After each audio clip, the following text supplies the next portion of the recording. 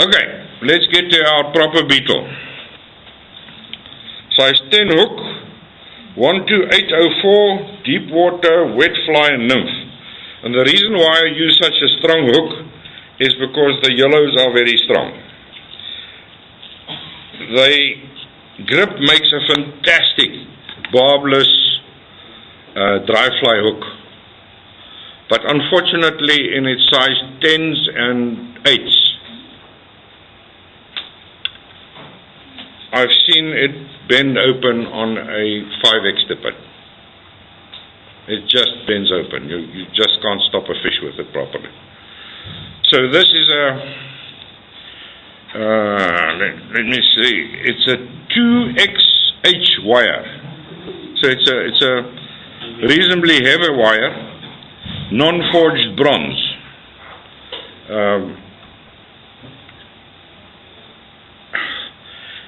Maybe the fly lies a little bit deeper in the water, but not so much that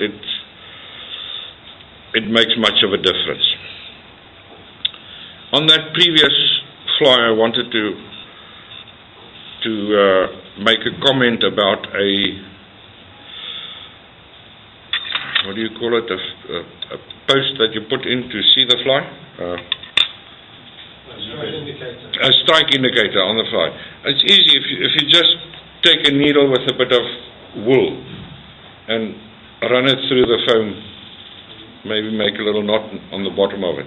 Run it through the foam for a strike indicator. I never use a strike indicator on the beetle.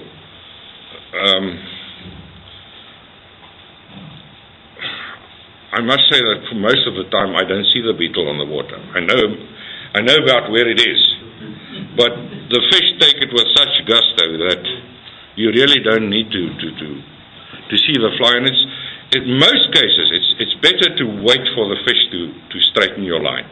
Okay, your foam is beveled, so we take the beveled side, the narrower side, put it down on top of the hook. Then tie in at the eye of the hook properly and take 2 or 3 or 4 wide loops to the back, just so that you don't compress the foam too much. You want that foam to carry a bit of the beetle and to give a bit of body.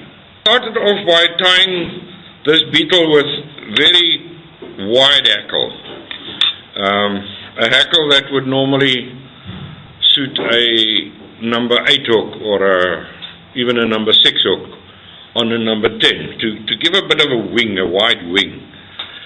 And at the end of the day, it seemed not to be really necessary at all. So I now use a far more narrow hackle. It gives a nice presentation and it is far easier to tie. Ooh, shit, what wonderful stuff. Hairline, it's got a sheen to it. I hope the camera can pick it up. It's got a sheen to it that is just unbelievable. Initially, all our beetles were tied with this stuff. And then we found out it's only really necessary if you fish in almost dark conditions. If you fish late afternoon, go purple. My clever friends say it's the last color to disappear, either in depth or in darkness.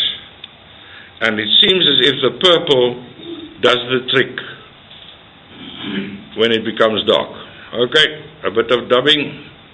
This is a bit heavy, but it doesn't matter. Turn in the dubbing. You can even go back on it a bit just to fix it properly. You just want that bit of color. Then your hackle, 4 or 5 turns of it.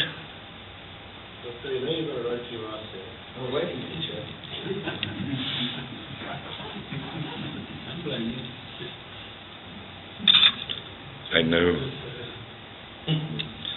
weaver tried to teach me how to use it, but it's a beautiful vise.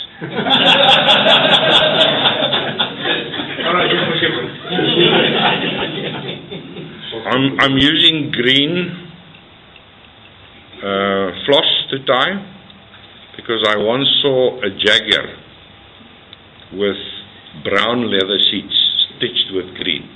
It's brilliant. You can't believe it. It just gives a bit of class to a fly, you know.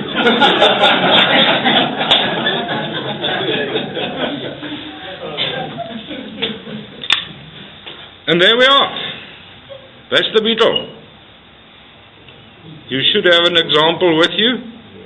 Everybody who was in time, who were in time. Some latecomers, I presume, don't have an example of the Bettle with them. We'll give you one just now.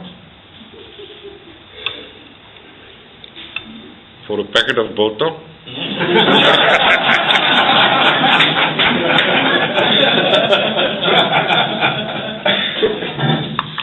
And there you are.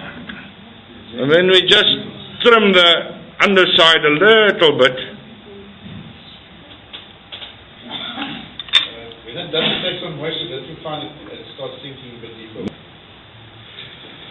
The way that we fish it mostly, cast it out, light a camel, and wait. Do nothing. They just lie there. There's no retrieve or anything necessary. You just cast it out and you wait for it. Excellent fly over lunchtime. If you want to have a sami, put on a Bettle, cast it out, and you'll be surprised as to what happens.